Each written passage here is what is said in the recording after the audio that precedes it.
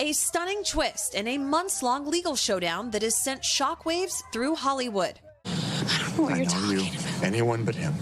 A judge dismissing Justin Baldoni's $400 million countersuit against his former It Ends With Us co-star Blake Lively and her husband, actor Ryan Reynolds, in a case that has fans taking sides. Yeah, I'm not shocked his defamation suit, was dropped or dismissed, I should say. Now, honestly, she won the battle.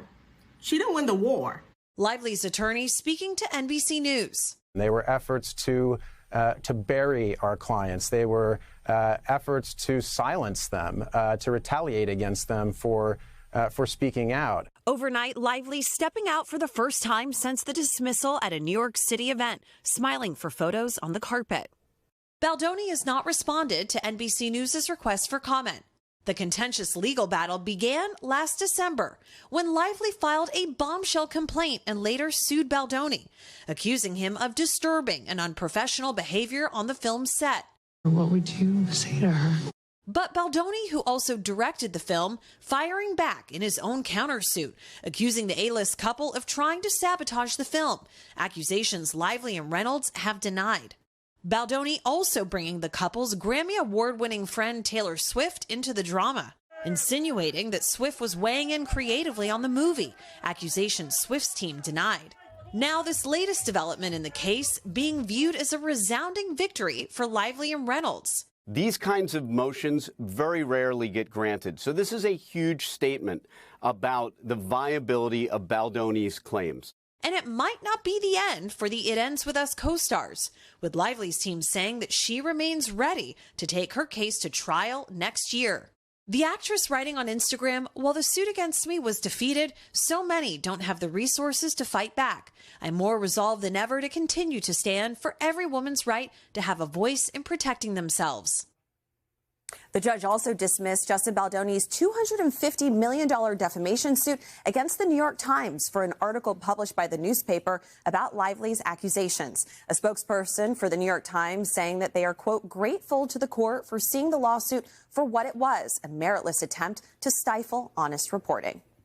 All right, Chloe, thanks. Let's turn to NBC senior legal correspondent Laura Jarrett. Thank you. So Baldoni's lawsuit, he's out of court in terms of the lawsuit, the counter lawsuit he filed against Blake Lively, but her lawsuit is alive and well. So do you see this going to trial? Well, the judge's decision has certainly strengthened her hand. It's unusual, as we were talking about before the break, it's unusual to have these kind of dueling lawsuits, right? And so because his is tossed out, hers is still going to go forward, but she also has to put forth evidence. It's going to get discovery. She's probably going to be deposed. Her text messages, her emails, all of that's going to come out. And so the question is, do they still want to go to trial like this? He has a lot to lose, right? This is expensive to defend this kind of lawsuit. His lawyer who's represented in court, he is in financial distress because of this.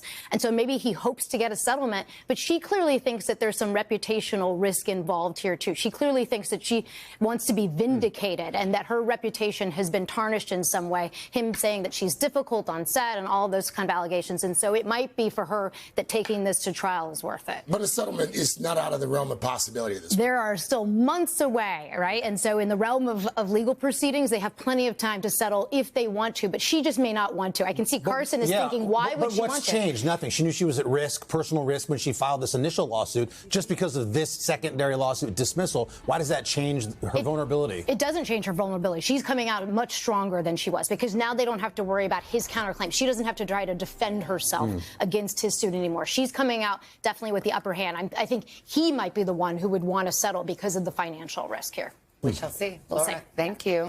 Hey, thanks for watching. And don't forget, you can catch the Today Show every morning on NBC or take Today when you're on the go. Just follow the Today podcast on Apple Podcasts, Spotify, or wherever you listen.